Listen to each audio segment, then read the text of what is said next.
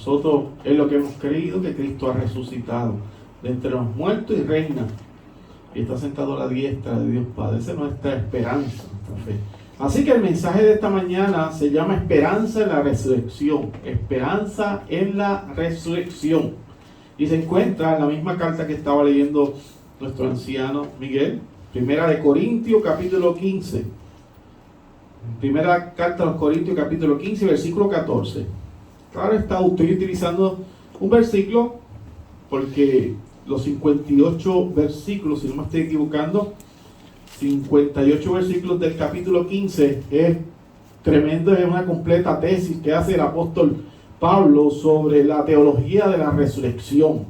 Sabe que siempre utilizamos las cartas mirando los evangelios y las diferentes porciones de la Biblia, Antiguo Testamento también, profetas, la ley, todas las partes a la luz que los santos hombres de Dios, a través del Espíritu Santo, interpretaron y comentaron ahí, viendo todas las partes. Esa aplicación práctica que hace Pablo. Y esa teología de la resurrección que hace Pablo es impresionante.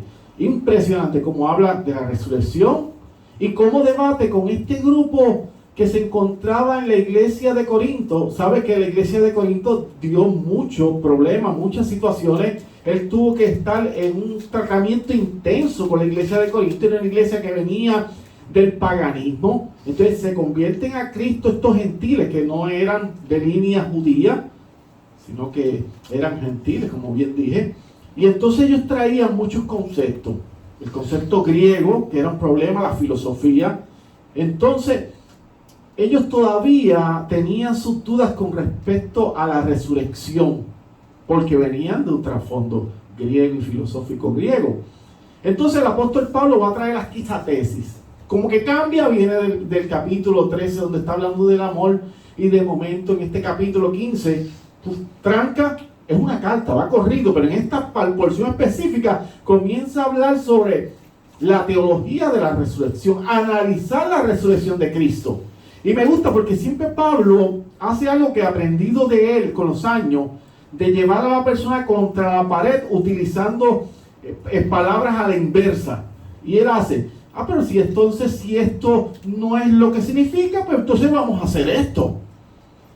Y utiliza esa forma de expresarse Pablo con las personas a Corinto. Y lo dice para nosotros también y para aquel que escucha. Entonces uno va analizando su vida a la luz de la tesis que hace Pablo y cómo la estamos viviendo y que realmente nosotros, siendo un creyente, porque eran creyentes los que tenían el problema aquí, ¿cómo analizamos la resurrección de Cristo? Porque muy posiblemente algunos de nosotros estemos equivocados en la apreciación y contemplar la teología de la resurrección. Quizás tenemos algunos errores. Y quizás a través de estos mensajes, por la obra de Cristo y del Espíritu de Dios, nos saque de algunas dudas. Y entonces nos dé para poder respirar y estar tranquilos y en paz. Se supone que el creyente esté en paz y esté tranquilo y en la confianza de aquel que murió y resucitó por cada uno de nosotros. Pero muchas veces no estamos en paz. Hay un problema teológico. Porque el desconocimiento trae problemas, usted sabe. Usted va a un sitio, vamos a poner lo más que estamos utilizando todos, creo yo, aquel que viaja de vez en cuando. Si usted cambia las formas del aeropuerto, de cómo nos movemos dentro del aeropuerto para un viaje, y nos vamos a confundir porque ya estamos acostumbrados a cierta manera de ir. Antes tú ibas a la máquina, y perdona que tome tiempo, esto no está en mis notas, pero es que está buenísimo. Uno va a la máquina que tienen allí y uno entraba el código o al asistente y todavía está. Y te daba el boleto, el ticket. Y tú ibas tranquilito con eso físico. Pero hoy día tanto cambio. Tú vas con tu celular y vas al barcode ese y pones y todo es electrónico. Y entonces hay gente que se confunde hoy día con todo eso. La maleta se paga, no se paga. Se escoge el asiento, no se escoge, se paga más. Y tanta cosa. Y a veces se extravía uno dentro de esos aeropuertos. Y de las funciones de cada aerolínea. Pues dentro de la iglesia, si uno tiene confusiones en su teología, es un grave problema. No es poco, es un grave problema porque hay hermanos que tienen todavía la sensación de que el Señor Jesucristo no fue suficiente en su muerte y resurrección. Dicen, no, porque yo todavía, si yo hago esto, yo creo que yo me voy a condenar. Y tú los ves que son verdaderos cristianos, pero la teología de la resurrección no la han abrazado. Cristo no murió en vano. Cristo murió por aquellos que iban a ser salvos confiadamente y certeramente. No por gente que se iba a perder, porque entonces sería un sacrificio que en vano y no era eficaz. Y el sacrificio de él es eficaz. Podía cerrarla ahí. Vayan en paz, hermano, que estamos iniciando. Esperanza en la resurrección. Dice primera carta a los Corintios, capítulo 15, versículo 14, la palabra del Señor Jesucristo. Y si Cristo nos resucitó, vana es entonces nuestra fe, nuestra predicación. Vana es también vuestra fe. Repito. Y si Cristo nos resucitó, vana es entonces nuestra predicación. Vana es también vuestra fe. Versículo tremendo. Este es el mensaje de esperanza en la resurrección. Padre, gracias por la oportunidad de predicar tu palabra. Este día es especial en el sentido de que mucha gente son conmovidos, utilizando las emociones, Señor, las tradiciones para llegar a las iglesias. Pero yo sé, Señor, que tú alcanzas, no alcanzado, utiliza todos estos medios y abre su corazón para arrepentimiento. Y te pido que traiga, Señor, todos aquellos que te pertenecen a ti, que este día tú abras su corazón, aclare y quite las escamas de sus ojos y que puedan ver el sacrificio, Señor, pero sobre todo la resurrección que tú reinas, Señor, en tu cuerpo glorificado, y un día vendrás por tu iglesia a juzgar a vivos y muertos, Señor Jesucristo. Ayúdanos, que sea de edificación este mensaje, ilumina nuestro pensamiento en el nombre de Cristo Jesús. Amén y amén. Hermano, voy a traer una nota que para algunas personas posiblemente suena un poquito cruel, y no voy a debatir con eso. Si usted piensa que es así, usted tiene todo derecho de pensar como usted entienda. Nosotros a veces algunas cosas pues las juzgamos y las entendemos de diversas maneras y no son salvíficas. Esto solamente es un tipo de anécdota para llevarnos a algo que quiere explicar. En el 1957, el doctor llamado Kurt Richard tiró un par de ratas. ¿Sabes que en los laboratorios utilizan muchas ratas para hacer diversos experimentos? Por eso dije que es un poquito drástica la anécdota, porque hay gente que ve con los animalitos y aún sean ratas, pues lo ven muy cruel, y no voy a opinar sobre el asunto. Pues tiró ese par de ratas dentro de unos envases que estaban llenos de agua. Estaba experimentando para determinar cuánto tiempo se mantenían esas ratas a flote. Muy cruel, ¿verdad? En promedio, las ratas tardaban alrededor de 15 minutos antes de ahogarse. 15 minutos en los envases de cristal. Trataban de tocar un filo, pero es un envase de cristal. Y entonces en 15 minutos prácticamente finalizaba el experimento y se ahogaban. Sin embargo, en la segunda parte del experimento, el doctor decide hacer algo drástico, algo distinto. Él está analizando qué puede cambiar dentro de sus datos, en su forma de hacer el experimento. Entonces colocó nuevamente a las ratas dentro de los envases con agua, pero en esta ocasión sacó a las ratas a los 14 minutos más o menos, justamente antes de que se ahogaran. La sacó, la salvó, la sacó. La secaron los científicos que estaban junto a él y le permitieron a las ratas que estaban en esta posición descansar por un par de minutos, solo para volver a tirarla a los envases que están llenos de agua nuevamente. Recuerden, ya las ratas descansaron, las secaron, un par de minutos, las vuelven a echar. Ahora pregunto, ¿cuánto tiempo cree usted que soportaron las ratas antes de ahogarse en esta segunda vuelta? Y esto fue muy impresionante. Yo vi este dato en Facebook y lo corroboré en Google. Lo corroboré porque acuérdense que tú no puedes creer todo lo que ponen en las páginas de Facebook y de las diferentes plataformas, pero sí fue real. Sí, real. Fue un científico y fue real. Y en esta segunda vuelta, ¿qué usted piensa? ¿Cuánto duró?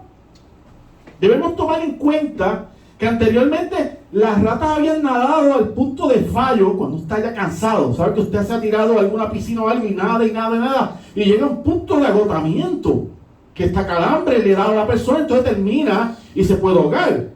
Pues ellos la vez anterior habían llegado a ese punto de agotamiento, de ese fallo. La respuesta, que de solo aguantar 15 minutos la primera vez, escuche esto, es que es impresionante. La segunda ocasión soportaron 60 horas seguidas. No es un error, las ratas nadaron 60 horas antes de ahogarse. Es que es impresionante. Los resultados demostraron que tras salvar a las ratas justo antes de que se ahogaran, hizo que éstas nadaran aproximadamente 240 veces más. Como dato interesante, hubo una de las ratas que nadó durante 81 horas.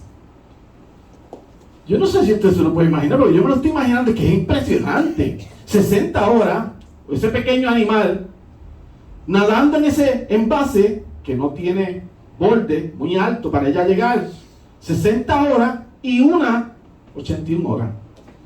Yo me imaginaba eso y dije, qué impresionante.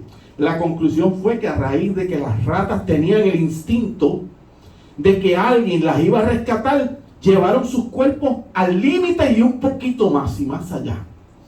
Pensaban en el instinto animal según los científicos y el doctor que está haciendo este experimento, que ellas pensaron, sigue nadando, que en un momento viene alguien y te va a sacar en paz. Esa historia puede explicar como lo que se habla de psicología positiva, que es un buen ejemplo de gran importancia de cuando uno tiene esperanza y es optimista. Usted sabe que, y esta paréntesis no está en mis notas, pero muy bueno aquí. Hay dos tipos de pacientes, escuche, y esto usted lo sabe muy bien, y esto usted puede dar muchos testimonios de esto. Hay dos tipos de pacientes. Alguien se enferma y una persona muy positiva, optimista, una persona de fe, y esa persona mejora mucho más rápido o termina sus días aquí en la faz de la tierra con alegría, a pesar de que va llegando sus días hacia la muerte. En cambio, el que es pesimista, amargado, tú lo ves que se destroza su vida. El cambio, tú le ves el físico, su rostro. Dos tipos de pacientes. Y muchos de esta gente que tienen esta fe son optimistas y van hacia adelante y se esfuerzan. Muchos salen de la enfermedad. Pues son dos tipos. ¿Sabe que la mente es muy poderosa? Usted no se siente mal hasta que le dan el diagnóstico. Cuando le dan el diagnóstico, ay, por ahí me estoy muriendo. Pero mientras no le dicen, no siente nada. Porque la mente es poderosa. Si uno le dice, mañana venimos a sacarlo de su casa, ya hasta aquí llegó. Mira, uno está en el día, hoy domingo, se vuelve loco. O que pasa una situación que es mañana. Ya esa mente comienza a trabajar, así de poderosa en nuestra mente. Así que sí cambia algo en nosotros, en la vida. ¿Usted no se ha dado cuenta que la mayoría de las personas pueden hacer más cosas cuando reciben ánimo? No, yo voy a ti, yo sé que tú puedes. Yo siempre he creído en ti, tú todo lo que te propones, tú lo consigues. Yo voy a estar orando por ti. El Señor está contigo. Y tú ves que la persona cambia el semblante. Pero si viene alguien hablándole, no, yo creo que ya tú no vas para ningún lado, eso se acabó, eso es triste tu caso. Pero entonces cambia. Cuando uno no tiene esperanza y no tiene fe en nada, es muy triste, muy triste. La iglesia de Cristo no se detiene nunca. Esa historia que yo traigo de este doctor, por ese experimento que es cruel, claro, para muchas personas será cruel. Nosotros lo llevamos nuestra vida en Cristo y nosotros tenemos una fuerza y una esperanza porque estamos convencidos de que alguien nos ha salvado y viene por nosotros. Porque por la iglesia permanece y persevera hasta el fin. Y las puertas del infierno no prevalecen contra la iglesia de Cristo. ¿Por qué? Porque estamos convencidos de quién nos salvó y ha resucitado. Señor. El Cristo. Aleluya. La carta de los Hebreos, el escritor de los Hebreos, dice, pero nosotros no somos de los que retroceden para perdición. Mira la firmeza del escritor de los Hebreos.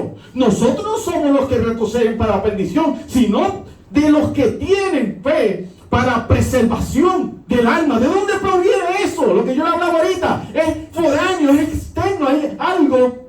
El Espíritu de Dios viene a nosotros y nos fortalece con la convicción de las Sagradas Escrituras, el conocimiento. Vamos a ver nuestro texto, hermano, porque nuestro motor es la fe que se nos ha regalado. Ese es el motor. Veamos el texto. Escuchen cómo comienza nuestro versículo. Lo voy a dividir como en 3 partes. Y si Cristo no resucitó, primera parte. Y si Cristo no resucitó, dice Pablo, está haciendo una tesis. Los griegos pensaban que luego de la muerte no había nada. 0. Así que este cuerpo era como un tipo de prisión del alma. Resucitar para el griego, para ellos, era regresar a un sufrimiento en la prisión corporal. Estar aquí era una prisión. Morir, se terminó todo, se acabó el sufrimiento. Barclay en su comentario dice que Pablo insistía en que si la resurrección de Jesús no fuera un hecho tangible, un hecho, el evangelio estaría basado en una mentira y los miles que habían muerto creyéndolo se habrían perdido para siempre, porque no habría nada después de la muerte, nada, 0. Sin la realidad, hermanos, de la resurrección, los valores más auténticos de la vida no tienen garantía de sobrevivir ni por un instante. La resurrección da vida. Sí, Señor. Suprimid la resurrección, decía Pablo, y habréis destruido la base, la realidad del evangelio. La realidad del evangelio está basada en la resurrección, en la teología de la resurrección de Cristo. Fin de la cita. La resurrección de Cristo. Piensa en el comentario malintencionado de que el cuerpo de Cristo fue robado. Y por tal razón la tumba está vacía, ¿verdad? Porque robaron el cuerpo. Pues entonces, y escuchen bien lo que dice el apóstol Pablo, versículo 19 del capítulo 15.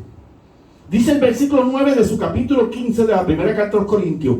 Si en esta vida solamente esperamos en Cristo, somos los más dignos de conmiseración de todos los hombres. Y ahora le explica la nueva versión internacional más claro. Escuchen la traducción de la nueva versión internacional del texto 19, versículo 19. Clarito. Si la esperanza que tenemos en Cristo fuera solo para esta vida, seríamos los más desdichados de todos los mortales. Qué ridículos seríamos. ¿Ah? Que todo esto que hemos creído sea falso. ¿Qué clase de desperdicio? Qué ridículos seríamos los más dignos de lástima en la faz de la tierra. Pablo tremendo, haciendo una tesis y coge al oyente y lo destroza. Con esa psicología inversa que hace Pablo y las preguntas retóricas, los pega a la pared. Le dice, entonces la iglesia de Cristo, si Cristo no ha resucitado, pues, mira, somos dignos de lástima. Somos unos locos que hemos perdido nuestro tiempo. Piénselo un momento. Si todo esto es falso, hemos perdido nuestro tiempo.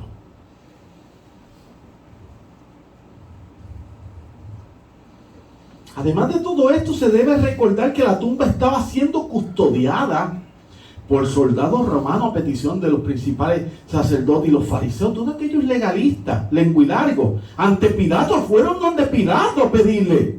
Mateo 27, 62 al 66, lo voy a leer. Mateo 27, 62 al 66. Miren la petición de estos hombres. Sin el Espíritu de Dios.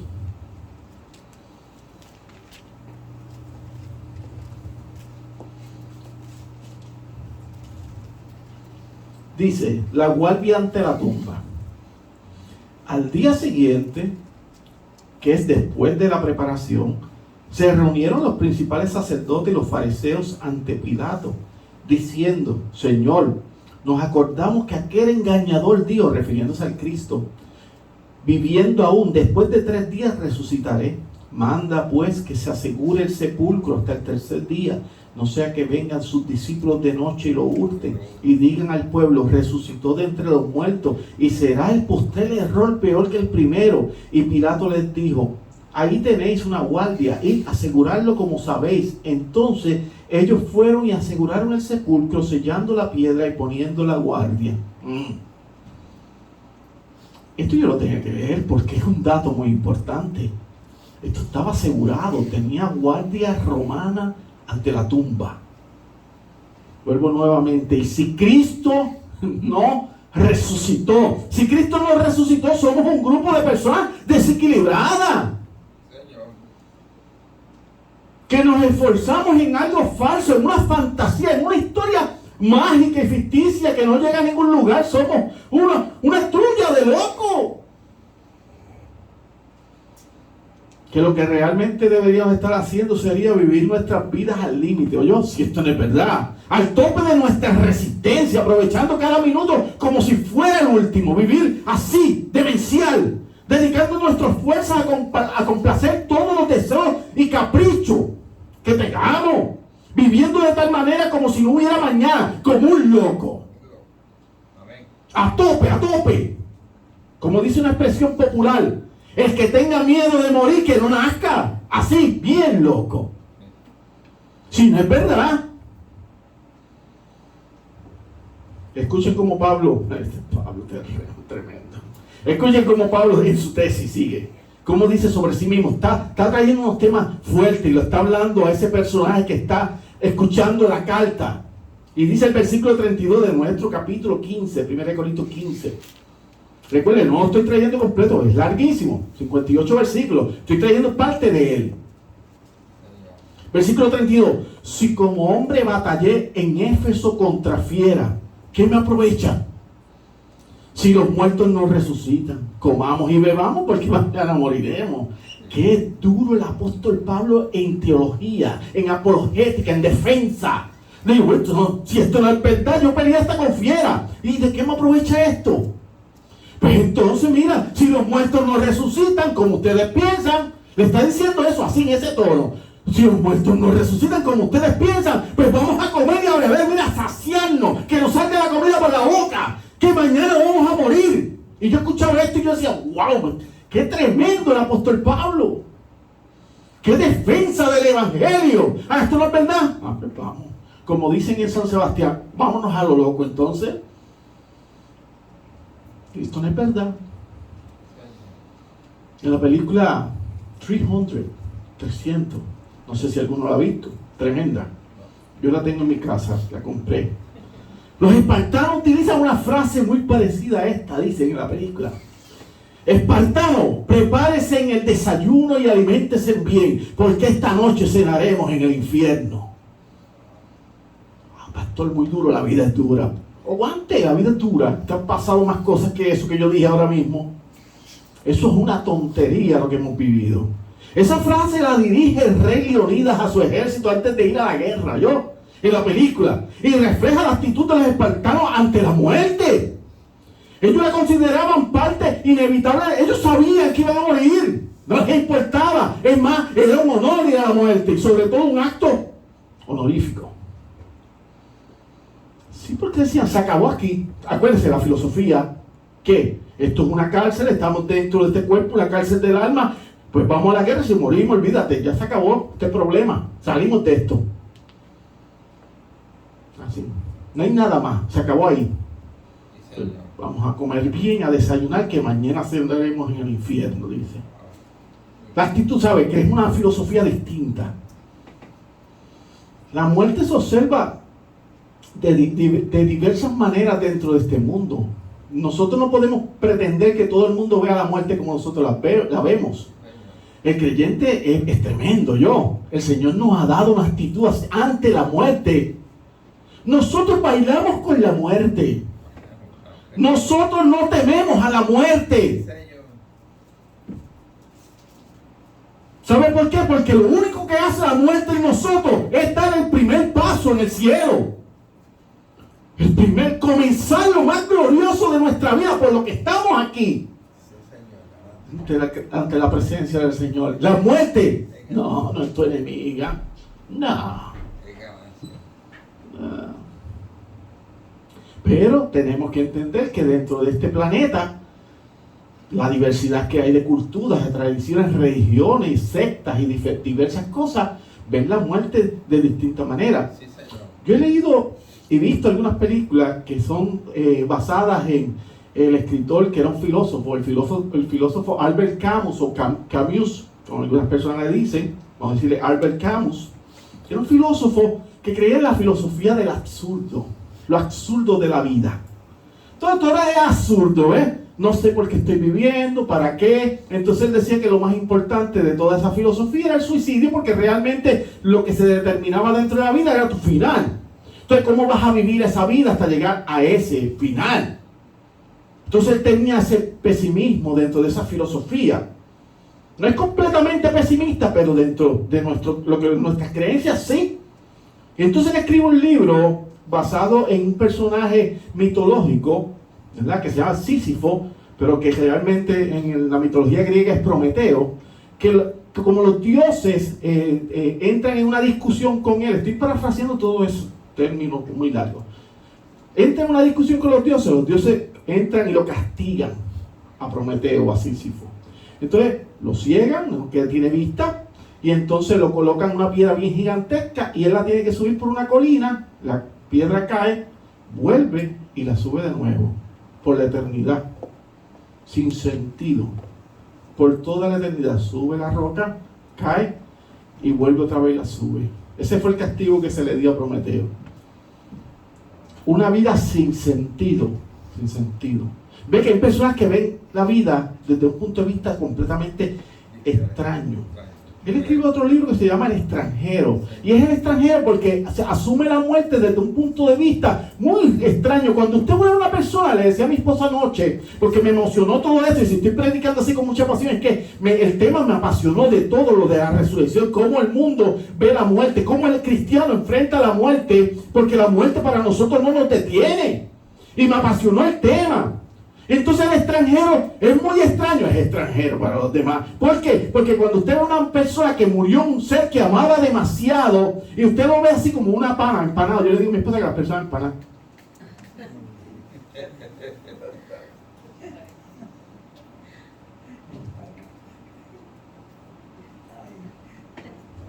Y tú dices, ¿qué le pasa? Y uno llorando y no lo conocía muy bien. Qué triste. Dios te, ¿verdad? Padre, una madre, un hermano. Y la persona ya, ¿verdad? Yo le dije a mi esposa, puede ser dos cosas, porque hay personas que entran en estado de shock. Y cuando tú entras en estado de shock, tú no puedes comenzar a expresar tus emociones porque estás en shock. O estás medicado o algo, estás en shock. ¿Estás ahí? Pues esa es una. Pero la otra es que no sabes cómo enfrentar el tema de la muerte en tu vida porque no lo comprende. Entonces el extranjero de Albert Camus, pues entonces ese personaje ficticio muere. El inicio dice, mi mamá o mi madre ha muerto hoy. Así que comienza la primera oración del libro es, mi madre ha muerto hoy. Entonces la mamá estaba en un asilo y él va allá y con un pan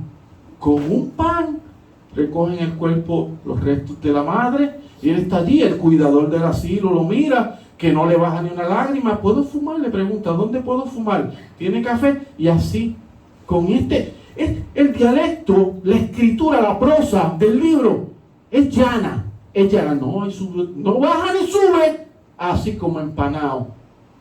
La mamá murió, y él tranquilo ahí, haciendo todas las gestiones, ni una lágrima. Luego de eso se va a la playa, allá tiene una fiesta con un grupo de amigos y mata a una persona, un árabe. Con una pistola lo mata. Una situación, no quiero ver, el libro es muy largo, pero estoy resumiendo. Y ante esa actitud que él tiene, tampoco responde de la mejor manera ante la muerte, sino que se queda, mira, llano. Muere la mamá, llano. Mata a una persona en la playa, llano, lo llevan a juicio. Esa es la tercera enfrentamiento ante la muerte. Sería el tercero. El juez lo comienza a entrevistar y él explica todos los sucesos y le explica que su madre había muerto, que por eso estaba en esa zona. Después fue a la playa y encontró con este hombre y al final terminó con la vida de este hombre, y él lo ve que está El juez lo ve que está llano. Y le dice, usted no está sufriendo porque murió su mamá. Y el juez está más indignado porque el hombre no llora la muerte de su mamá que por la muerte del árabe. Él está pensando y está indignado el juez. Lo sentencia a muerte, a la pena capital. Y en ese tercer enfrentamiento ante la muerte es que este hombre reacciona. La muerte de la madre no reaccionó. Asesinó a una persona, no reaccionó. Y entonces una pena capital. Va a enfrentar la muerte en su propia vida. Va a terminar su vida. Pena capital. Y ahí es que entonces reacciona.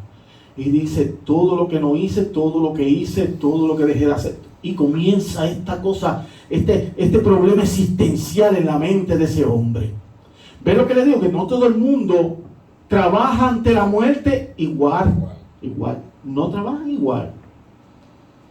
Esta filosofía del absurdo, mucha gente la vive así. Yo he conocido gente que vive así, en la filosofía del absurdo, que no saben para qué están aquí. Así.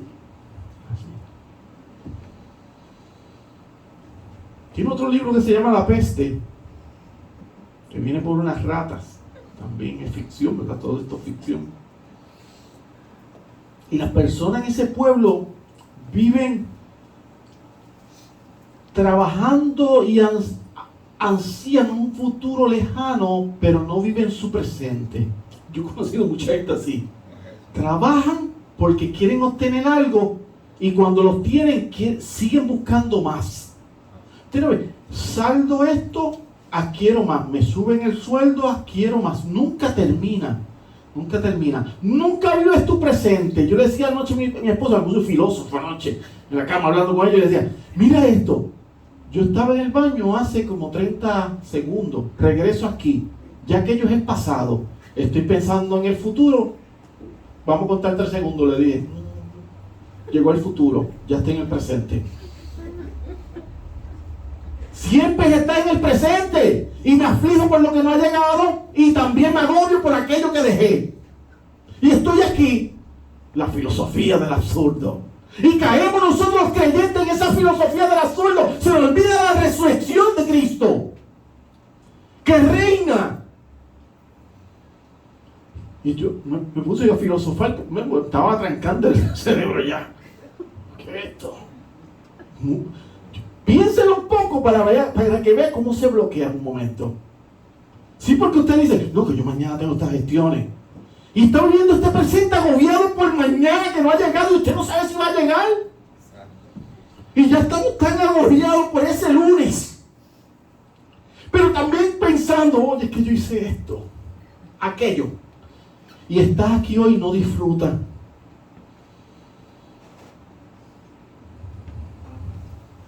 Yo primero. Viven para trabajar y no trabajan para vivir. Y el cristiano cae en eso también. Y de momento tiene dinero y una cosa.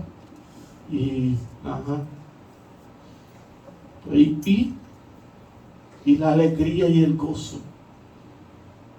Pues porque el gozo se fuma pensando en mañana otra vez. Brutal, ¿verdad? Y nosotros somos los creyentes que tenemos el gozo del Señor y la mente de Cristo, dice la Biblia. Y vivimos siempre. Hable con los hermanos, cuando vengan por ahí, hablen. Ustedes hablan para que usted vea que la mayoría de las conversaciones son pesimistas. Y no, que yo tengo que hacer esto, que yo no sé cómo. Y así. Y el gozo se fuma. Como neblina, dice Santiago, la vida. Entonces, usted dice, oye, Cristo resucita. Si este es falso y se robaron el cuerpo, ¿cómo estos hombres fueron tan radicales por una mentira, por algo falso? Su muerte es horrible por una falsedad. ¿Cómo tú puedes ser tan ignorante y tan necio y tan infantil de morir por algo que es falso? No. Ellos murieron crucificados. Santiago desde el pináculo del templo, los cortaron en 2. Pablo le cortan la cabeza con un hacha, con un tipo de hacha. Y sigue. Todo. Esteban apedreado. Policarpo quemado. Discípulo de Juan. El único que muere del viejo es Juan. Por eso que yo le digo a usted, nosotros no nos va a pasar nada. No, no es así. Por favor, no hable de eso, es una locura. Eso no es bíblico. Lo importante es que usted tenga confianza en la situación que está viviendo y que Cristo resucitó y juntamente nosotros resucitaremos con Él. Sí, Señor. La tumba vacía se quiere explicar como un acto de delincuencia por parte de los discípulos de Cristo. Dice que aquellos que huyeron del arresto de Cristo ahora roban el cuerpo de la tumba. ¿Cómo es que esos hombres que huyen en el arresto de Cristo pudieron robar el cuerpo del maestro, mas no se atrevieron a intervenir cuando lo arrestaron? Ay, por favor. Por favor. Señor. Ay, por favor. Huyen. Criticamos a Pedro, pero tal vez nosotros no hubiesen nacido igual que los demás discípulos, no estuvieron. Por lo menos Pedro estaba de cerca, con miedo. Por favor, ¿saben por qué? Porque me estaba ahogando en mi pecado. Usted y yo nos estábamos ahogando en nuestro pecado. ¿Recuerdan el experimento de las ratas? Así estábamos nosotros ahogándonos en nuestros pecados, pero Él vino, puso su vida por mí. Y una vez que puso su vida por mí, regresó de entre los muertos. Resucitó aquel que habían crucificado. Resucitó. Y ahí cambió toda la historia. Aquí pasó un clic. Cambió la historia.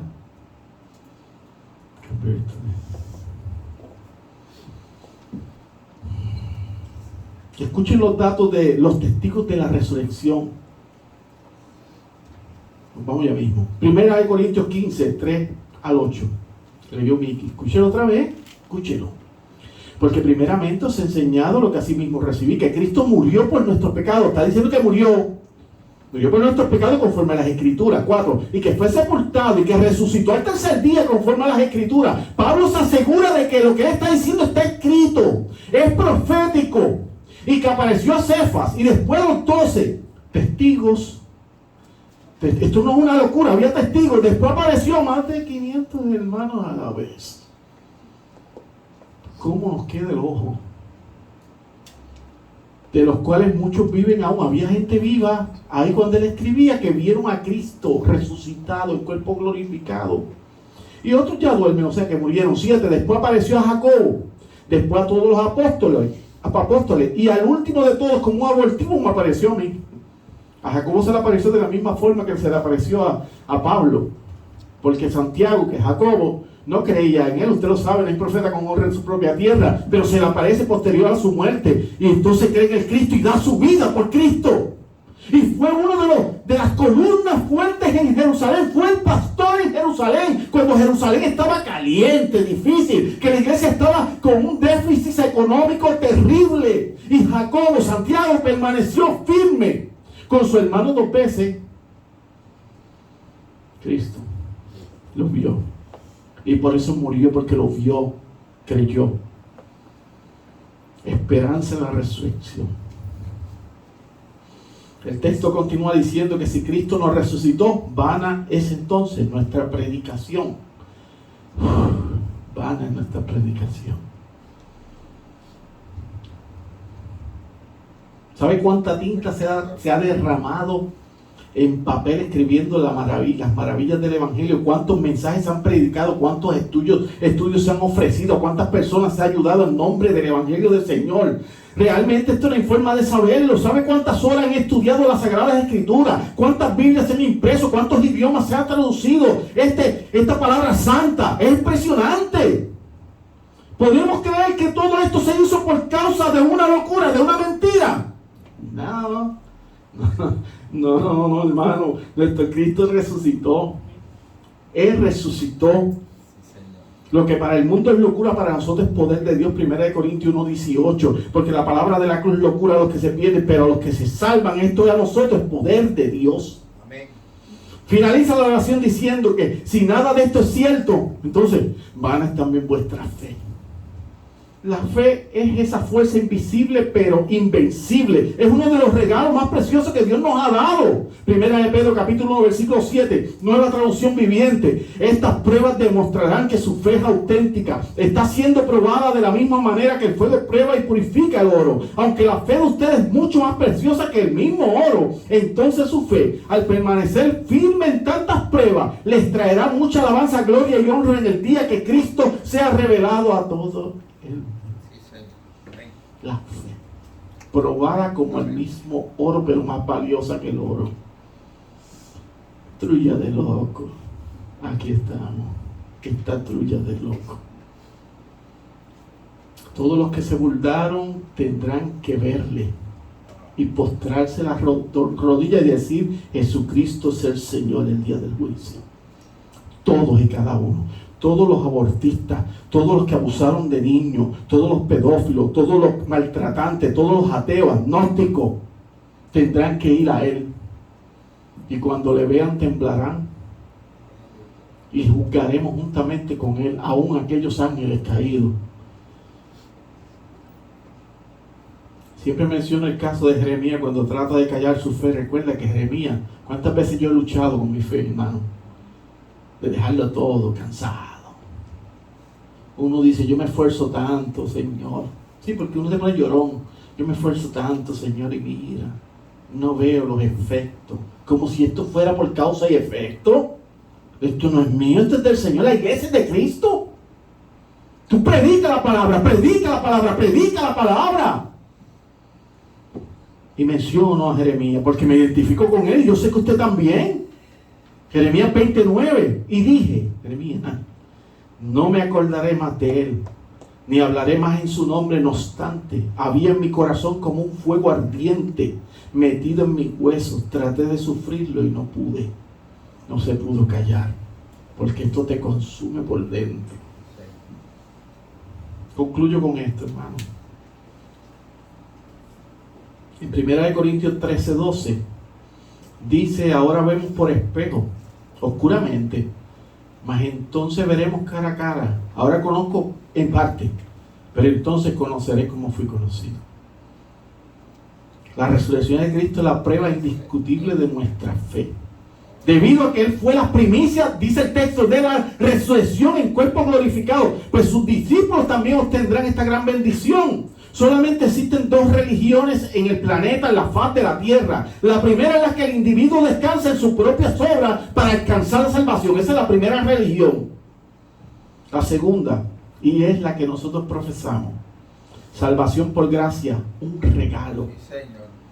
Esa salvación que fue comprada por precio de sangre en el Señor Jesucristo, colocando su sello a resucitar de entre los muertos.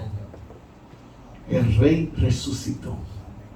El que iba en un pollino, hijo de asna, resucitó, se levantó entre los muertos.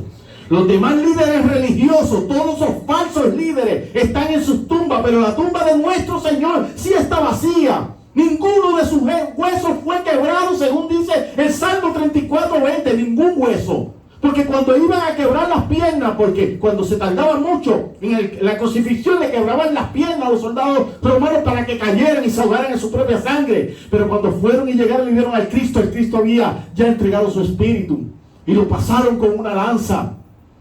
No fue quebrado ninguno de sus huesos, Salmo 34:20, ni su cuerpo vio corrupción. Bendito el que vive y reina para siempre, Salmo 16:10. Todas las profecías se cumplen en el Hijo de Dios.